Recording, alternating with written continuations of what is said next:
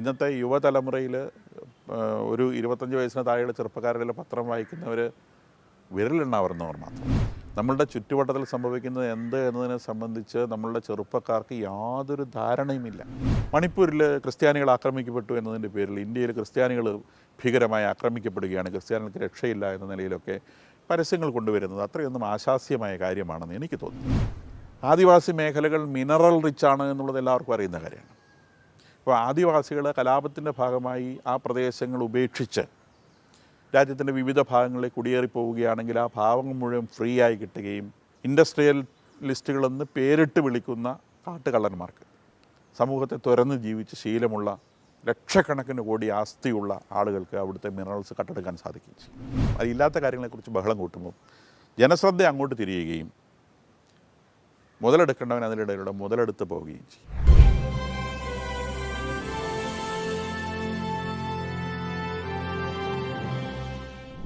Sunday ശാലോമിലേക്ക് സ്വാഗതം. ഞാൻ Jose John Mallikassery. സമീക്ഷ. രാഷ്ട്രീയം എന്നത് രാഷ്ട്രത്തെ സംബന്ധിക്കുന്നതാണ്. ഒരു രാഷ്ട്രത്തിൽ ജീവിക്കുന്ന പൗരൻ എന്ന നിലയിൽ രാഷ്ട്രീയം ഓരോ പൗരനെ സംബന്ധിച്ചും പരമപ്രധാനവുമാണ്. അവൻ എങ്ങനെ ജീവിക്കണം, അവൻ്റെ ജീവിത നിലവാരം എന്തായിരിക്കണം, അവൻ്റെ സാമൂഹിക സുരക്ഷ എന്ത്, ഇത്തരം നിരവധിയായ വിഷയങ്ങൾ നിർണയിക്കപ്പെടുന്നത് രാഷ്ട്രീയത്തെ പ്രതി തന്നെയാണ്. ആരാണ് തിരഞ്ഞെടുക്കപ്പെടുന്നത്, ആരാണ് ഭരിക്കുന്നത്, അവരുടെ നയങ്ങൾ എന്താണ്, വിവിധ വിഷയങ്ങളൊക്കെ പരമപ്രധാനവുമാണ്. രാഷ്ട്രീയ ബോധം എന്നൊക്കെ പറഞ്ഞ് നമ്മളുടെ ഈ നേതാക്കന്മാരും രാഷ്ട്രീയ പാർട്ടികളൊക്കെ ആളുകളെ പറ്റിക്കാറുണ്ട്. ഉദാഹരണമായിട്ട് കോളേജിലൊക്കെ ഒരു രാഷ്ട്രീയ സംഘടനകൾ കോളേജിൽ നിരോധിച്ചപ്പോൾ നമ്മളിവിടുത്തെ പ്രമുഖ രാഷ്ട്രീയ പ്രസ്ഥാനങ്ങളൊക്കെ പറഞ്ഞത് വിദ്യാർത്ഥികൾക്ക് രാഷ്ട്രീയ ബോധമില്ലാതാവുമെന്ന്. എന്താണ് രാഷ്ട്രീയ ബോധം? വാസ്തവത്തിൽ ഈ രാഷ്ട്രീയ പാർട്ടികളുടെ പാർട്ടിസാൻ രാഷ്ട്രീയം, അതായത് എൻ്റെത് വലുത് നിൻ്റെത് വലുത് പറഞ്ഞാൽ അടിയുണ്ടാക്കുന്ന ആ പരിപാടിയുടെ പേരാണ് രാഷ്ട്രീയം. രാഷ്ട്രീയം എന്നത് അടിസ്ഥാനപരമായി രാഷ്ട്രത്തെ സംബന്ധിക്കുന്നതാണ്. അത് പഠിക്കേണ്ട വിഷയമാണ്. ഇപ്പം ഒരു വിദ്യാർത്ഥി അവൻ്റെ വിദ്യാഭ്യാസ കാലഘട്ടത്തിൽ രാഷ്ട്രീയം പഠിക്കുക എന്നാൽ അതിൻ്റെ അർത്ഥം അവൻ്റെ രാഷ്ട്രത്തെക്കുറിച്ച് പഠിക്കുക എന്നുള്ളതാണ്. ഭാരതത്തിൻ്റെ ചരിത്രവും അതിൻ്റെ പൈതൃകവും അതിൽ ഭരിച്ചുപോയ രാഷ്ട്രീയ പാർട്ടികളും അവരുടെ നയങ്ങളും ഒക്കെ ഒരു അക്കാഡമിക് ഇൻട്രസ്റ്റോടെ വളരെ ന്യൂട്രലായി പക്ഷപാതിത്വമില്ലാതെ മനസ്സിലാക്കുകയാണ് വാസ്തവത്തിൽ വിദ്യാഭ്യാസ കാലഘട്ടത്തിൽ ഓരോ വിദ്യാർത്ഥിയും ചെയ്യേണ്ടത്. അല്ലാതെ വിദ്യാർത്ഥി സമരം എന്ന് പറയുന്ന ആ ഒരു ഗോഷ്ഠി ഉണ്ടല്ലോ, വിദ്യാർത്ഥികളുടെ യാതൊരു ആവശ്യങ്ങളെക്കുറിച്ച് സംസാരിക്കാതിരിക്കുകയും പുറത്ത് നടക്കുന്ന രാഷ്ട്രീയ ചളി വാരി വിദ്യാഭ്യാസ സ്ഥാപനങ്ങൾ കൊണ്ടുവരികയും വിദ്യാഭ്യാസത്തിന് മുടക്കം വരുത്തുകയും വിദ്യാഭ്യാസ സ്ഥാപനങ്ങൾ തല്ലിത്തകർക്കുകയും ഒക്കെ ചെയ്യുന്ന സാമൂഹ്യ വിരുദ്ധ പ്രവൃത്തി, അതിൻ്റെ പേര് രാഷ്ട്രീയമെന്നേ അല്ല, അത് ക്രിമിനൽ ആക്ടിവിറ്റിയാണ്. അതിനകത്ത് ഒരു രാഷ്ട്രീയവുമില്ല. രാഷ്ട്രീയം എന്നത് രാഷ്ട്രത്തെക്കുറിച്ചുള്ള പഠനമാണ് പ്രാഥമികമായി സംഭവിക്കേണ്ടത്. ഇപ്പോൾ നമ്മളുടെ കലാശാലകളിൽ വാസ്തവത്തിൽ സംഭവിക്കേണ്ടത് രാഷ്ട്രത്തെക്കുറിച്ചുള്ള വളരെ ഗൗരവതരമായ പഠനമാണ്. നിർഭാഗ്യവശാൽ ഇന്ന് വിദ്യാർത്ഥികളുടെ ഇടയിൽ അങ്ങേയറ്റം നഷ്ടപ്പെട്ടു പോയ ഒരു സംഗതിയുമാണിത്. കാരണം ഇതിനെ സംബന്ധിച്ച് ദൈനംദിന രാഷ്ട്രീയത്തെ സംബന്ധിച്ചുള്ള അറിവിന് പത്രം വായന എന്നുള്ളത് ഒഴിച്ചുകൂടാനാവാത്തൊരു സംഗതിയാണ്. ഇന്നത്തെ യുവതലമുറയിൽ ഒരു 25 വയസ്സിന് താഴെയുള്ള ചെറുപ്പക്കാരുടെ പത്രം വായിക്കുന്നവർ വിരലെണ്ണാവുന്നവർ മാത്രം. വയനാട്ടിലെ ഒരു പ്രോഗ്രാമിൽ സംസാരിക്കാൻ വേണ്ടി പോയിരുന്നു. ഏകദേശം 150ഓളം 9ാം ക്ലാസ് മുതൽ 12ാം ക്ലാസ് വരെയുള്ള വിദ്യാർത്ഥികളോട് വന്നിരുന്നു. ജില്ലയിലെ തന്നെ ഏറ്റവും മിടുക്കുള്ള വിദ്യാർത്ഥികളുടെ കൂട്ടത്തിൽപ്പെടുന്നവരാണ്. ഇതിൽ എത്ര പേര് പത്രം വായിക്കുന്നവരുണ്ട് എന്ന് ചോദിച്ചപ്പോൾ ഈ 150ൽ 3.5 കൈകളാണ് പൊങ്ങിയത്. 3 കൈ മുഴുവനായിട്ടും പൊങ്ങി, 1 കൈ പകുതിയും പൊങ്ങി, അത്രയേ ഉള്ളൂ. അപ്പം ഞാൻ അവരോട് പറഞ്ഞു, ഞാൻ പത്രത്തിൽ നിന്ന് ഒരു ചോദ്യം ചോദിക്കില്ല, ധൈര്യമായിട്ട് നിങ്ങൾ പറഞ്ഞോ. അപ്പോൾ ഈ 3.5 കൈയാണ് പൊങ്ങിയത്. വളരെ ദയനീയമായ അവസ്ഥയാണ്. നമ്മളുടെ ചുറ്റുവട്ടത്തിൽ സംഭവിക്കുന്നത് എന്ത് എന്നതിനെ സംബന്ധിച്ച് നമ്മളുടെ ചെറുപ്പക്കാർക്ക് യാതൊരു ധാരണയുമില്ല. രാഷ്ട്രീയ വിഷയങ്ങൾ മാത്രമല്ല, ദൈനംദിന വിഷയങ്ങളെക്കുറിച്ച് പോലും ധാരണയില്ല എന്നുള്ളത് വളരെ ഗൗരവതരമായ സാമൂഹ്യ പ്രശ്നമാണ് എന്ന് നമ്മൾ തിരിച്ചറിയും. പിന്നെ ഞാൻ വിദ്യാർത്ഥികളുടെ അംബീഷനെ കുറിച്ച് ചോദിച്ചപ്പം സിവിൽ സർവീസ് എക്സാമിനേഷൻ എഴുതാൻ താല്പര്യമുള്ള എത്ര പേരുണ്ടെന്ന് ചോദിച്ചപ്പം 10ഓളം പേര് കൈപ്പൊങ്ങി. പക്ഷെ മനസ്സിലാക്കേണ്ട ഒരു കാര്യം, ഈ പൊങ്ങിയ 10 കൈകളും നേരത്തെ പത്രം വായിച്ചവരുടെ കൂട്ടത്തിൽ പൊങ്ങിയില്ല എന്നുള്ളതാണ്. പത്രം വായിക്കാതെ സിവിൽ സർവൻ്റ് ആവാം, IPS കാരനാവാം, IAS കാരനാവാം എന്നൊക്കെ ചിന്തിച്ച് കളയുന്ന ചെറുപ്പക്കാരും നമ്മുടെ നാട്ടിലുണ്ട് എന്ന് മനസ്സിലാക്കണം. പൊതുവിജ്ഞാനം എന്നത് സിവിൽ സർവീസ് എക്സാമിനേഷനിൽ ഏറ്റവും പ്രധാനമായി ടെസ്റ്റ് ചെയ്യപ്പെടുന്ന ഒരു സംഗതിയാണ്. അത് ഒരു ദിവസം കൊണ്ടൊന്നും വായിച്ചുണ്ടാക്കാൻ പറ്റില്ല. അത് വളരെ വൈഡായിട്ട് ഉള്ള വായന വേണം. ഇന്ന് സിവിൽ സർവീസ് എക്സാമിനേഷനിലും സൂത്രങ്ങൾ അപ്ലൈ ചെയ്യപ്പെടുന്നുണ്ട്, ധാരാളം സൂത്രങ്ങൾ. ഞാനൊക്കെ സിവിൽ സർവീസ് എക്സാം എഴുതിയിട്ടുള്ള ആളാണ്, ഇൻ്റർവ്യൂവിനടുത്ത് വരെ എത്തിയിട്ടുള്ളതാണ്.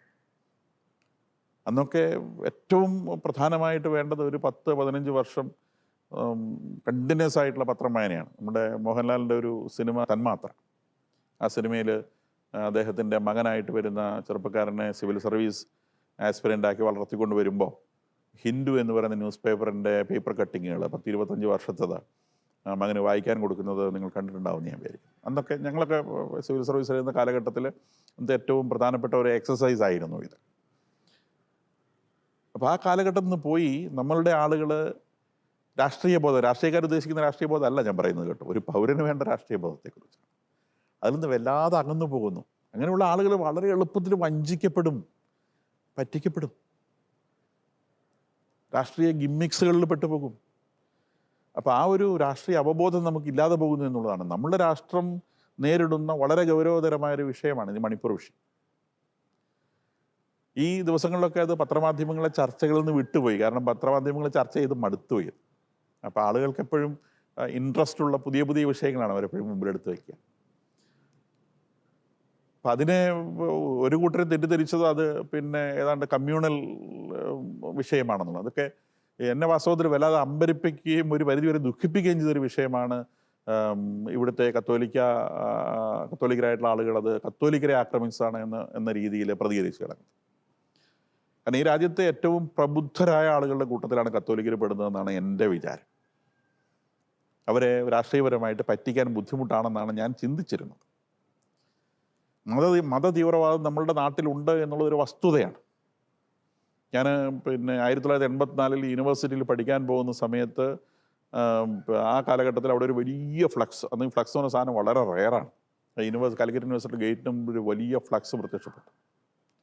ഇന്ത്യയുടെ രക്ഷ ഒരു പ്രത്യേക മതത്തിലൂടെ എന്നാണ് അതിൽ എഴുതിയിരുന്നത്. പിറ്റേ ദിവസം ആ ബോർഡിൻ്റെ അടുത്ത് അതേ വലിപ്പത്തിൽ വേറൊരു ബോർഡ് പ്രത്യക്ഷപ്പെട്ടു, ആ പ്രത്യേക മതത്തിൻ്റെ അന്ത്യം ഇന്ത്യയിൽ തന്നെ എന്നാണ് അതിൽ എഴുതിയിരുന്നത്. ഈ ബോർഡുകൾ കുറേ നാൾ അവിടെ ഉണ്ടായിരുന്നു. വലിയ ബോർഡുകളാണ്, വലിയ ബോർഡുകൾ. ഇത്ര പ്രിമിറ്റീവായി ചിന്തിക്കുന്ന മനുഷ്യർ ഈ നാട്ടിലുണ്ട്. അതിൽ അന്നൊക്കെ അത്തരം കാര്യങ്ങളിൽ വീട് പോകാതിരിക്കാൻ ക്രിസ്ത്യാനികൾക്ക് കഴിഞ്ഞിരുന്നു എന്നുള്ളൊരു വസ്തുതയാണ്. പക്ഷേ ഇപ്പോൾ ക്രിസ്ത്യാനികൾ പോലും ഒരുതരം തീവ്രതയിലേക്ക് പോകുന്നു. ക്രിസ്ത്യാനികൾ ചെറിയൊരു വിഭാഗം ആയിക്കോട്ടെ, ഒരുതരം തീവ്രതയിലേക്ക് പോകുന്നു. മണിപ്പൂരിൽ ക്രിസ്ത്യാനികൾ ആക്രമിക്കപ്പെട്ടു എന്നതിൻ്റെ പേരിൽ ഇന്ത്യയിൽ ക്രിസ്ത്യാനികൾ ഭീകരമായി ആക്രമിക്കപ്പെടുകയാണ്, ക്രിസ്ത്യാനികൾക്ക് രക്ഷയില്ല എന്ന നിലയിലൊക്കെ പരസ്യങ്ങൾ കൊണ്ടുവരുന്നത് അത്രയൊന്നും ആശാസ്യമായ കാര്യമാണെന്ന് എനിക്ക് തോന്നുന്നില്ല. മണിപ്പൂരിൽ നിശ്ചയമായും സംഭവിക്കുന്നത് വംശീയ കലാപം. അത് ഇന്നോ ഇന്നലെയോ തുടങ്ങിയ വിഷയമൊന്നുമല്ല. ഇന്ത്യ ഉണ്ടായ കാലം മുതലുള്ള പ്രശ്നമുണ്ട്. ആദ്യം കുക്കികളെന്ന് പറയുന്ന വളരെ ചെറിയ ഒരു ആദിവാസി സമൂഹം, ആ ആദിവാസി സമൂഹം മിസോകളുമായിട്ടായിരുന്നു വഴക്ക്. ഈ മിസോകളും കുക്കികളും ക്രിസ്ത്യാനികളാണ്. 2005 ഇതിനേക്കാൾ അധികം കുക്കികൾ മിസോകളാൽ വധിക്കപ്പെട്ടിട്ടുണ്ട്. അന്നത് പത്രമാധ്യമങ്ങളിൽ വന്നിട്ടില്ല. ഇന്ന് കുക്കികളും മെയ്ത്തികളും തമ്മിൽ മത്സരം വന്നപ്പോഴാണ്, മെയ്ത്തികൾ മതപരമായി കുക്കികളിൽ നിന്ന് വ്യത്യസ്തരായപ്പോഴാണ് ഈ വാർത്തയ്ക്ക് പ്രാധാന്യം ലഭിച്ചത്. എന്തുകൊണ്ടത് സംഭവിച്ചു? ഇതിൽ ക്രിസ്ത്യാനികൾ ആക്രമിക്കപ്പെടുന്നു എന്ന് ചിത്രീകരിക്കാൻ താല്പര്യമുള്ള ഏതോ കൈകൾ ഇതിൽ പ്രവർത്തിച്ചിട്ടുണ്ട്. വാസ്തവത്തിൽ ഇത് മെയ്ത്തികളും കുക്കികളും തമ്മിലുള്ള വംശീയ പ്രശ്നം തന്നെയാണ്. കുക്കികളുടെ മതമായ ക്രിസ്തു മതം അതിനിടയിൽ ആക്രമിക്കപ്പെട്ടു എന്നുള്ളത് നേരുമാണ്. അത് കുക്കികളുടെ മതമായതുകൊണ്ടാണ്, ക്രിസ്തു മതമായതുകൊണ്ടല്ല അത് ആക്രമിക്കപ്പെട്ടത്, കുക്കികളുടെ മതമായതുകൊണ്ട്. കുക്കികൾ സമാധാനപ്രിയരൊന്നുമല്ല. അവരും തീവ്രവാദികളായിട്ടുള്ള ധാരാളം ആളുകൾ ഇതിനകത്തുണ്ട്, തീവ്രവാദ ഗ്രൂപ്പുകളുണ്ട്, ആയുധം വെച്ച് കീഴടങ്ങിയവരുണ്ട്. അത് വലിയ ചരിത്രമാണ്. ഇതിൽ നിന്നും സംഭവിച്ച കാര്യമൊന്നുമല്ല. രണ്ടു കൂട്ടരും, കുക്കികൾക്കായിരുന്നു ആൾബലം കൂടുതലെങ്കിൽ, കുക്കികളുടെ കയ്യിലായിരുന്നു ആയുധം കൂടുതലെങ്കിൽ നിശ്ചയമായും മേത്തികൾ ഇപ്പോൾ ബാക്കിയുണ്ടാവില്ല. നേരെ മറിച്ച് ഇത് ഗവൺമെൻറ്റും സംവിധാനങ്ങളും ഒക്കെ മേത്തികളുടെ കൂടെ നിൽക്കുകയും വലിയ അനീതിയോടെ സംഭവിച്ചിട്ടുണ്ട്. മേത്തികളുടെ കൂടെ ഗവൺമെൻറ് സംവിധാനങ്ങൾ നിൽക്കുകയും ബിരേൻ സിംഗ് എന്ന് പറയുന്നൊരു മുഖ്യമന്ത്രി കണ്ണടച്ചു പൂട്ടി മേത്തികളുടെ ഭാഗത്ത് നിൽക്കുകയും കുക്കികളെ ആക്രമിക്കുകയും ചെയ്തു. അത് വലിയ അനീതിയാണ്. ആ വലിയ അനീതിയെ എടുത്തു കാണിക്കണം, നിശ്ചയമായും എടുത്തു കാണിക്കണം. പക്ഷേ അത് വർഗീയമല്ല. ആ തരത്തിൽ ചിന്തിക്കുന്നത് ഒരിക്കലും പക്വതയുള്ളൊരു സമീപനവുമല്ല. അത്തരം സമീപനം വിവരമുള്ളവരുടെ ഭാഗത്ത് ഉണ്ടാവാതിരിക്കട്ടെ എന്ന് ഞാൻ ആഗ്രഹിക്കുകയാണ്. പക്ഷെ മണിപ്പൂരിൽ സംഭവിച്ച കാര്യത്തിൽ കേന്ദ്ര ഗവൺമെൻറ് സമ്പൂർണ്ണ പരാജയമായിരുന്നു എന്ന് പറയാതെ നിവർത്തിയില്ല.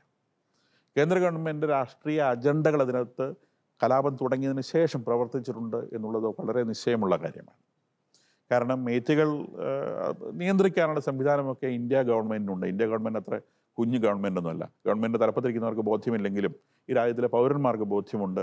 ഈ രാജ്യത്തിലെ ക്രമസമാധാന പാലനത്തിന് ഉള്ള ശേഷി ഈ രാജ്യത്തിന് നിശ്ചയമായും ഉണ്ട് എന്നുള്ളത് സാമാന്യ ബുദ്ധിയുള്ള ആർക്ക് പറയുന്ന കാര്യമാണ്. മണിപ്പൂരിലെ മുഖ്യമന്ത്രി പക്ഷം പിടിച്ച നിമിഷം തന്നെ അദ്ദേഹത്തെ പിരിച്ചുവിടേണ്ടതായിരുന്നു. അവിടെ അടിയന്തരാവസ്ഥ പ്രഖ്യാപിക്കുകയും അവിടെ പട്ടാളത്തെയോ അല്ലെങ്കിൽ അതുപോലുള്ള ഫോഴ്സുകളെ വിനിയോഗിച്ച് അവിടുത്തെ അക്രമം നിർത്തുകയും ചെയ്യേണ്ടതായിരുന്നു. അതുകൊണ്ടാണ് അവിടുത്തെ പ്രശ്നം തീരില്ല. പ്രശ്നം അവിടെ ഉണ്ടാവും, പക്ഷെ അക്രമം നിർത്താൻ സാധിക്കും. അതിനുള്ള ശേഷി ഈ രാജ്യത്തിനുണ്ട്. ആ ശേഷി ഉപയോഗിക്കാതിരിക്കുന്ന ഭരണ നേതൃത്വത്തിന് കൃത്യമായ രാഷ്ട്രീയ അജണ്ടകളുണ്ട്.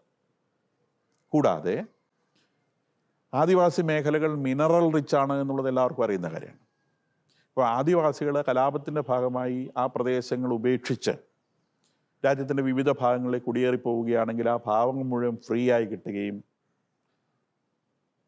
ഇൻഡസ്ട്രിയൽ ലിസ്റ്റുകളെന്ന് പേരിട്ട് വിളിക്കുന്ന കാട്ടുകള്ളന്മാർക്ക് സമൂഹത്തെ തുറന്ന് ജീവിച്ച് ശീലമുള്ള ലക്ഷക്കണക്കിന് കോടി ആസ്തിയുള്ള ആളുകൾക്ക് അവിടുത്തെ മിനറൽസ് കട്ടെടുക്കാൻ സാധിക്കുകയും ചെയ്യും. അതിന് കൂട്ടുനിൽക്കാനുള്ള ശ്രമമുണ്ടെന്ന് പറയപ്പെടും. ഇത്തരം വലിയ ബിസിനസ് ഇൻട്രസ്റ്റുകളാണ് ഇതിനകത്തുള്ളത്. അപ്പം ഇത്തരം കാര്യങ്ങളുടെ പുറകിൽ നിന്നുകൊണ്ട് വെറുതെ ഒന്നുമില്ലാതെ നമ്മൾ ബഹളം കൂട്ടുമ്പം, അതില്ലാത്ത കാര്യങ്ങളെക്കുറിച്ച് ബഹളം കൂട്ടുമ്പം ജനശ്രദ്ധ അങ്ങോട്ട് തിരിയുകയും മുതലെടുക്കേണ്ടവൻ അതിനിടയിലൂടെ മുതലെടുത്ത് പോവുകയും ചെയ്യും. എന്തായാലും മണിപ്പൂരിൽ സംഭവിച്ച വംശീയ കലാപം ഒട്ടും സംഭവിക്കാൻ പാടുള്ള ഒരു കാര്യമായിരുന്നില്ല എന്ന് മാത്രമല്ല, അത് ആ ഭാഗത്ത് വലിയൊരു തീപ്പൊരിയായി നിലനിൽക്കുന്നു എന്നുള്ളതും ഒരു വസ്തുതയാണ്. ഒരു പക്ഷേ മെയ്റ്റികൾ നാഗകളെ ആക്രമിക്കുന്ന ഒരു സാഹചര്യത്തിലേക്കൊക്കെ വന്നാൽ ഒരു തരത്തിലും പിടിച്ചാൽ കിട്ടാത്ത 2-3 സ്റ്റേറ്റുകളിലേക്ക് വ്യാപിക്കുന്ന വലിയ പ്രശ്നമായി തീരാൻ സാധ്യതയുള്ള വിഷയവുമുണ്ട്. ഇതിനെ രാഷ്ട്രീയമായി കൈകാര്യം ചെയ്തത് സമ്പൂർണ്ണ പരാജയമായിരുന്നു എന്നുള്ളത് പറയാതെ നിവൃത്തിയുമില്ല.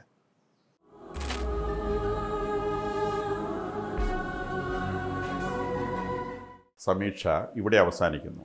വീണ്ടും മറ്റു ചില വിഷയങ്ങളുമായി അടുത്ത ആഴ്ച നമുക്ക് കാണാം.